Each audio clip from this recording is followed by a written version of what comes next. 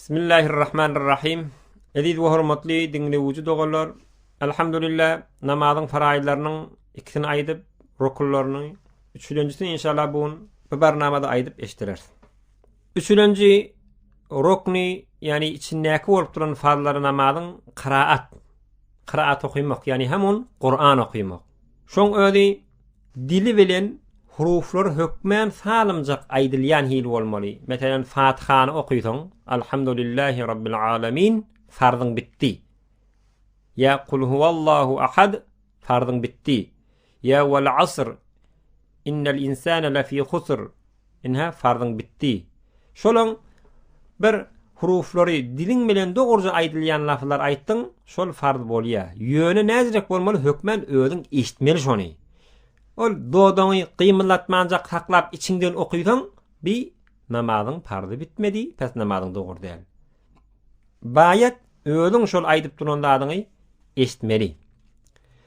Hatta eýni şunjurek, yani hurufi öz aýdyp gulaň öz nefsiň eşitmeli suratda başga kılatlarda şunjurek. Meselen damak çaljakda bolsaň şunjurek bismillahny hökmen agdyňa getirmeli. Ya meselen bir nikah ýyjakda bolsaň şeýle, ya Hudaý eýlemesen bir adam aýyrşak bolup heleyne talak diýen lafy aýtjak bolsa hökmen eşitmeli. İçinden aýdanyň hiç gaýty waky bolmaýasyla.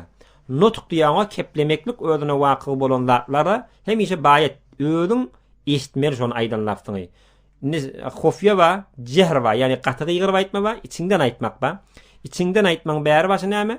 Özüň aýdyp da şonu eşitmeli. Jehr diýdigi özüňden gaýry adamla da eşitmeli. Inni hofyaň inki aňar başy özüň bu ýanynda da bir nefer eşiteni bilen oňa da hofya diýär. İçinden aýtdygy bolýar, ýöne şol hökmen şunjara bolmaly aýtýanlar. Ondan sonra qiraatyň özi hemme niflin rekatlarına farz. 4 rekat okuy, 6 rekat okuy, 8 rekat okuy. Nifil bolsa hemme rekatlaryna baýat qiraat okuýmaly. Emma wutrda da 3 rekatyna da farz. Yani eger şoň 3-nji rekatyna da qiraat okuýmasaň wutr namazy giýjekde ýene namazyň bitmedi, farzyň bitmedi. Emma farzlarda näme? Fakat evvelki rekatlaryna farz. 2 rekatlyk bolsa ki 2 rekatyna farz. 3 rekatlyk ýa 4 rekatlyk bolsa şoň evvelki 2 rekatyna farz. Ahyrky 2 rekatyna ýa ahyrky 1 rekatyna 3 rekatlyk bardy bolsa akşam namazy ýalak. Bularyň ahyrky namalar, ýa-ni 3-nji we 4-nji rekatlaryna qiraat farz däl. Onu inşallah wajibyn gurruguna, onun gurruguna aýdar. Inni ahyrky 2 rekatda näme etmeli? Qiraat okuýdun. Gawsy şo diýär ýöne. Biziň Hidaýet diýen kitabynda qiraat okuýmak, Fatihany okuýmak gaw diýär. Ýok, tesbih aýtjak bolsa subhanallah, walhamdulillah, ya subhanallah diýdin. Ya da sukut durdun. Bir merak sukut durakam Allahu akbar diýip eňildin. Inha şu bilenle qiraat 3-nji we 4-nji rekat farzda bitdi bolýar. Emma evvelki 2 rekatda ýok, bitmeýär. Ýöne qiraat okuýmak gawsy diýdik da, hatda bäzi kitaplarda wazip diýip aýtýan 3-nji 4-nji farzlarda da Fatihany okuýmak. Hop, ne miqdar okuýmak farzyny? Bir ayet okuýmaly. Hökmen bir ayet bolmaly. Eger çendiki şol ayetimiz kiçikde bolsa, wara azda bolsa. Meselen inna a'taynakel kawsar.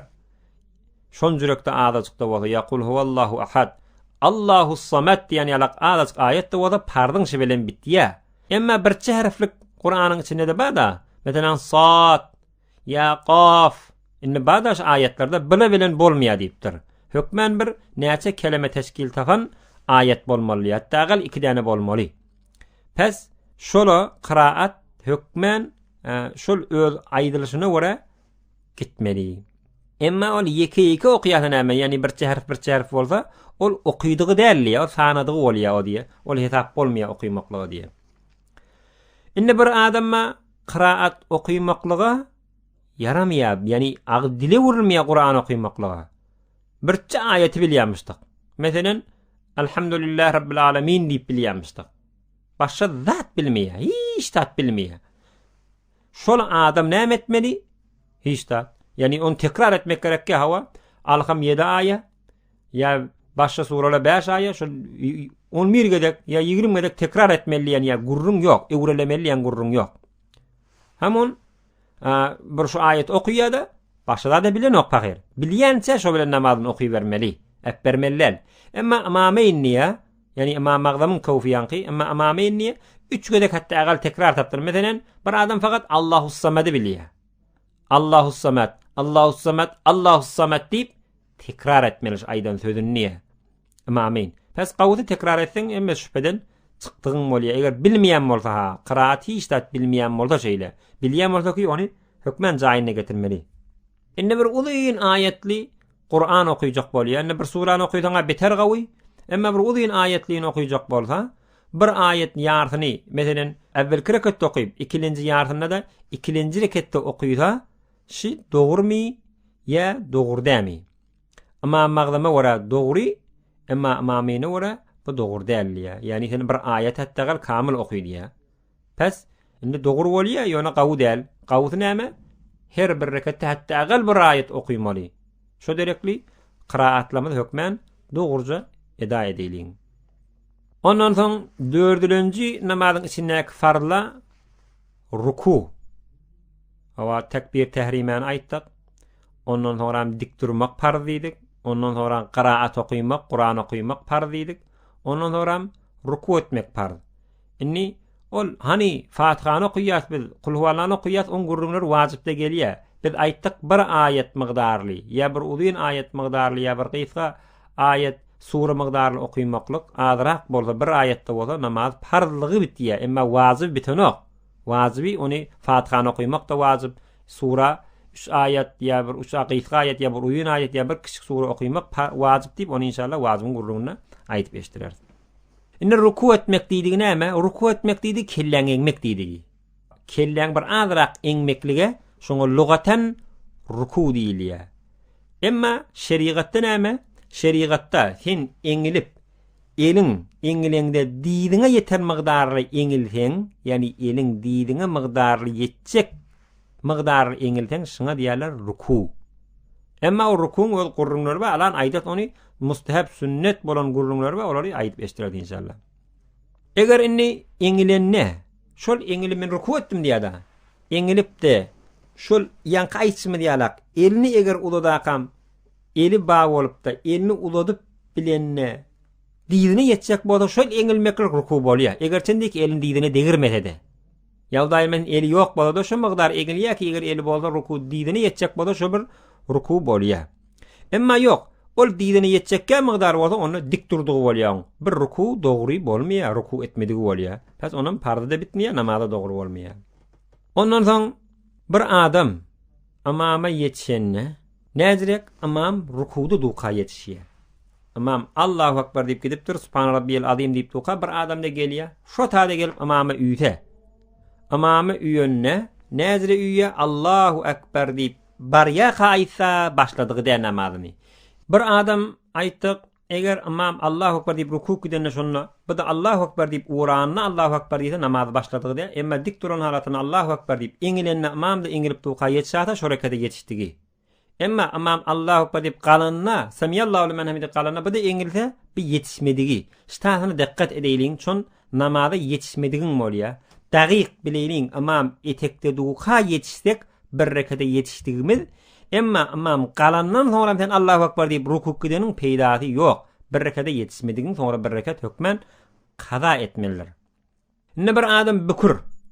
Yani oňurgoty gyşarypdyr, eýni hemişe arkasynda bir däne zat baýalak. Oňa bükur diýilýär. Şol bükurlygy bir jirek barypdyr ki hemişe rukuda bolup duran ýalak, yani innen beter eňilip bilmeýär. Bu adam ýöne kellesini etege damal bir azyk her rukuga gitjek bolanna, kellesini bir merak eňdirse bir pardy bitýär. Amam secde edenden sonra bir adam, yani bir amam secde etýär, bu da gelip üýe Allahu akbar diýär. Ruku etýär ýanky adamyň özi.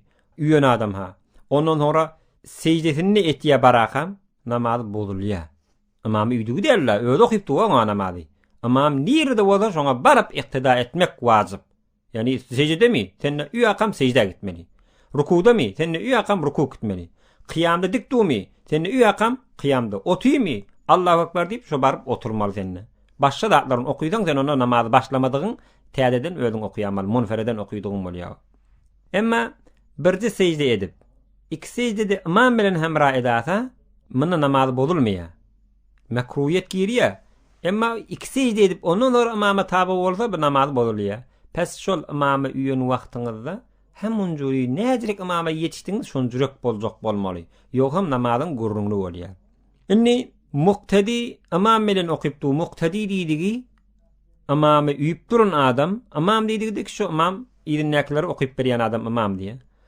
Imam ruku etmeden ewunçak ýerinäki muqtadi gelakam ruku edaýa ewunçak diýe. Imam Allahu akbar diýip ruku etmeli subhan rabbiyal azim diýmeden jüri, muň özi gitýär ewunçak, hawlyga akam. Ondan sonra imamdan ewunçak kellesini galdyrýar. Tamam, namaz bolýar. Dogry aslında ruku bitmedi şuna. Pes yamaşadan okuymaly bolýar. Şuna he wara habardar bolmaly. Birden bir adam hawlygy pikri jem bolmany, imamdan ewunçak gidamal däl. Ruku dogry bolmasa da aýtdyk parda bitmeýär diýdi. Ondan sonra muqtadi ruku etýär. Ruku edenden sonra imam ýerine gelip bilen bile ruku etýär. Imamdan ewunçak galmaýar. Imam bilen bilejek galýar inni. Bilmäni birden gidapdyr imamdan ewunçak rukuwa.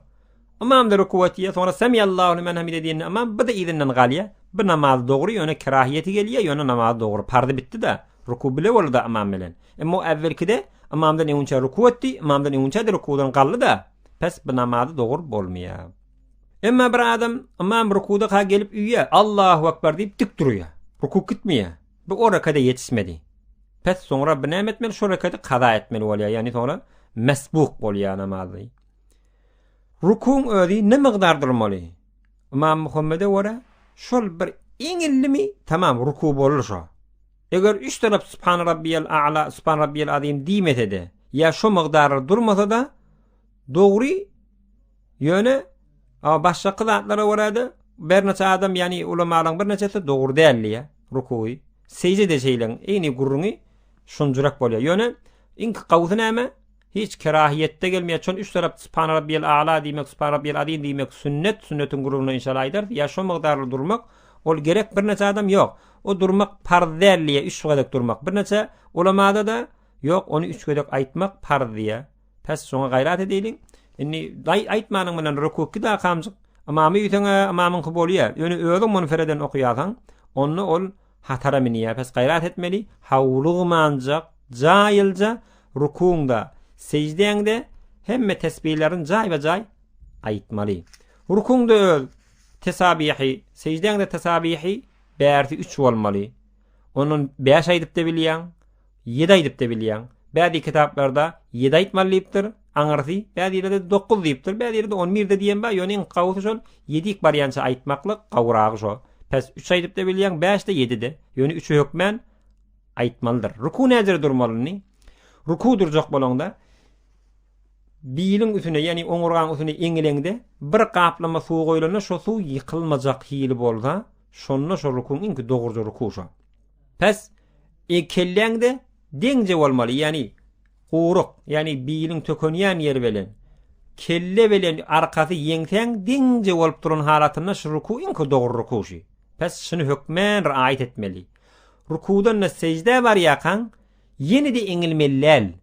Bir neçe adam näme etýär? Ruku etýär. Semiyallahu limen hamide diýip göňe galýar. Rabbana lekal hamd diýip aýtýar da onuň Allahu akbar diýip etek gitmeliler. Şol barýaka ýene bir eňilýär. Aýtdyk, ýene bir eňilenne, eňilik gidara näme etýär? Eli yamaşadan eňilenne eger diýdine diýjek halatyny baranmasa ýene bir ruku, iki ruku bolýar. Statyny hökmen gaýym bolýar. Inni ol ewde de inşallah wajibat sunanyň gurruny aýdar. Ýöne täkiden olara da geler. Yeni de bir aýdaýyn. Ruku etýän, subhan rabbiyal azim diýän, semiyallahu limen hamide goýuňa galýan, rabbana lekal hamd diýip, ya rabbana we lekal hamd diýip, ya Allahumma rabbana we lekal hamd diýän defede. Ondan sonra Allahu akbar diýip etek diýän da, şonda sen näme etmeli? Biýiliň eňmenjek, diýdiň eňdirip ýere girmeli ewunçak. Biýiliň eňmeller, eger oduruň bolmasa, biýil agyr, aýag agyr bolmasa, salymjak bolsaň, biýiliň gönje goýup durmaly, diýdiň eňip gitmeli etek. Eger biýiliň de eňasaň, şol eňen halatynda rukuk diýen tarifini ýaňjy aýtdyk, şoňa gelip girasa, namazyň inha 2 ruku boldy diýe. Munna bir neçe ulamalar namazyň bozuldy diýe, bir neçe adam de secdese wajyp boldy diýe. Bäs hökmen rukulady dagyk etjek bolýan namazyň içinden. 5-nji namazyň farlary secde etmek. Secde diýdiňi näme? Maňlaýyňy we burnuňy ýere goýmaklyga muňa awa secde diýilýär. Hökmen secdede, yani farz boljak, secde boljak bolsa maňlay bilen burun yere değmeli. Indi maňlay değmekligi farz, burun değmekligi sünnet diýilýär. Şol bilece hem maňlay hem burun değip tuka barmaklaň, yani aýaňda barmaklaň ikisi yere değip durmaly. Şimdi dikkat etmeli. Şon bir neçe adam secdeye gidenne, awa maňlaýyny yere değirýär, aýaklaryny galdyrýar. Eger iki aýagyny galdyrsa namazy bolýar. Bir aýagyny galdyrsa namazy mekruh bolýar. Hökmen iki aýagda yere değip durmaly. Ondan sonra el bilen aýakda, yani eli bilen diýilerde hökmen yere değip durmaly. El bilen iki el bilen iki tane diýili yere değmekligi sünnet. Emma iki aýagy bilen maňlaýy yere değmekligi maňa diýerler farz, yani secde hökmen şuların ikisi bilen bitýär, ýoksam ola bitmeýär. Eger inni maňlaýyny goýup da burnuny goýmasa dogry bolýar, mekruh. Onamy diýip çon burnuny goýmak sünnet diýdik da. Emma maňlaýy goýmasa ol aksar ulamalar namaz bolýar. Bäzileri bura dogry diýär, ýöne köplenç dogry däl bolýar. İmam Muhammed Magdam dogry diýär, ama men dogry diýär, pes odur bolsa dogry däl. Eger burnuny goýup maňlaýyny goýmasa, emma odur bolsa ki hiç on işgali ýok. Pes gaýrat etmeli, hökmen maňlaýyny yere degirjek bolmaly, iki aýagyny goýjak bolmaly. Bir adam dulogyny goýýar. Yani dulogyny yere goýýar, secden ýerine maňlaýyny goýmaly. Ya eňegini goýýar. Bu aslan dogry. Belki ol eger odur bolsa, merid bolup etýär, ima etmeli. Ýok-ham onjura goýmak dogry däl. He wara tykylşyk, namaza goýjak bolupdyň, beter tykylşyk jaý ýok. Hiç bir ýerde ewdäkiň arkasyna secde edämeli. Yani ewdäki secde edýär, ewdäki onun senne şoň arkana etmeli. Sen ýeriňdäki sen arkaňa secde edämeli. Şu dogry. Emma giňişlik bolup beýsen ona namazyň dogry bolmaýar. Inni kellem goýjak jaýyň bir merek beýigrek. Şol ne miqdar beýik bolsa dogry. Eger şoň beýikligi tagriban awa yarım gezipdir. Asah kawlara wara kan gurrunlar bamanda ýöne ink kawragy meselen bozulmajagy yarım gez yarım metr bolýar. Yani her bir gez yarım metr 50 sant bolýar. Ol 50 santyňda ýary tagriban 25 sant. 20 sant ila 25 sant jaýba bir dene beýigrek ösejek jaýyň ayak diýdiň bilen aýaň diýjek jaýynyň beýigrek bola. 20 sant ila 25 sant dedi dogry. Ondan edafa bolsa dogry däl. Onu hökmen sen tekidrek ýerde okuýmaly. Bir merek maňlaýy bilen diýil bilen aýaň diýjek jaý tekidrek bolup deňrek bolmaly. 20-25 santdan edafa bolmaly däl. Inne bir adam garyň üstüne secde etse. Ýa-da awa başga bir ýymşaklarda secde edip kellesi çüm kitjek bolsa bu dogry däl. Emma kellesi degen ýerine gatysa, yani kellesi sabit durjak bolsa bu dogry. Meselem garyň üstüne çüm kitjek bolsa, hiç gatylygy ýok bolsa bu dogry däl. Ya meselem bir ýuň üstüne secde etýär, ol çümük bar ya. Ya ýorgun ya patun üstüne secde edip kellesi dogry durmýar, basanyna ora gitýär. Emma şo basanyna gatrak bir yere degijek bolsa, gatylyk tapyljak bolsa, onu oň namazy dogry bolýar, secde etse dogry bolýar. Ya oto da şeýle düzde okuýan namazy, oto secde etýän, ot da ýymşak bolup garar tapmady, yani kellesine gatylyk gelmedi, bir ýerde inni gitjekde bolan halatlara ýetmedi, dogry da secde edýär. Emma ot da bolsa bir awa bir sant ýalyk on basaňda kellen gatylyp ýere durjak bolsa, muň işgali ýok, namazy secde dogry bolýar. Samanna şeýle ya başga bir däneliň üstüne secdejek bolan şeýle pamyk ýaly ya ýuň ýalak aýtdyk, inni her gaýtyna gatylyk tapylsa dogry, kellen sabit dogry durjak bolsa, ýymşaklyk ýok bolsa dogry. Emma ýymşak bolup, hey neçe kellen zor bermesen özi baryan bolsa, bu namazy secdesi dogry bolmaýar. Inne bir he wara hawa kızgın ya beter sawuk maňlaýyndan yel şabyga yel ya kızgynyň güýji ýakyp ya doňdurup barýan bolsa, kelleňe bir zat taňyp namaz okuýan. Inne hetbentdir ya başga bir maňlaýdandyr. Şonu goýup da ýanky zatlardan çöýüp bolýar. He wara kızgyn bolup ya he wara sawuk bolsa muň işgali ýok. Emma hiç tat ýok, keyfine gelakan mesellerde zatlarda hiç tat ýok, sawuk da ýok, kızgyn da ýok, hem jüri goýýan, bu namazyň mekruh bolýar. Şonu secdede aýtdyk. Hökmen maňlaýyň şo secde etjek jaýyňa degmelidik. Ondan soň ruku secden arasynda oturmalylar. İki secden arasynda oturjak bolanda näme etmeli? Diýdiňde goýmaly. Yani buduňda goýmaly. Eliňi. Bu diýdiň näme? Diýden şuru bolýar. Ta şoň epketine çeli defek. Şoň aralygyna goýmaly. İnki gawsy näme? Barmaklaň uzy diýdiň şuru bolýan ýerine goýmak. Öde elini buğdun üstüne koyyan. Elinde oturanda barmaklaňda uji diýdiňe mukabil bolup durýar. Yani diýdiňe yetip çyk durýar. Şi secdede oturup iki arasyna oturduğunda ya qadada yani başa etdi teşehhüd okuyjak bolanda da oturanda şo migdar şonjurek elin goýmaly hökmen elin goýanda. Ondan soň qadaýy ahir, inki ahirki oturmak da farz diýdik. O ne migdarly bolmaly? Ol migdary teşehhüd migdarly bolmaly. Yani sen tehiyyatu lillahi ve salavatu ve tayyibat ahirine çeli okuyan şo migdarly oturmak sen boýunuňa farz.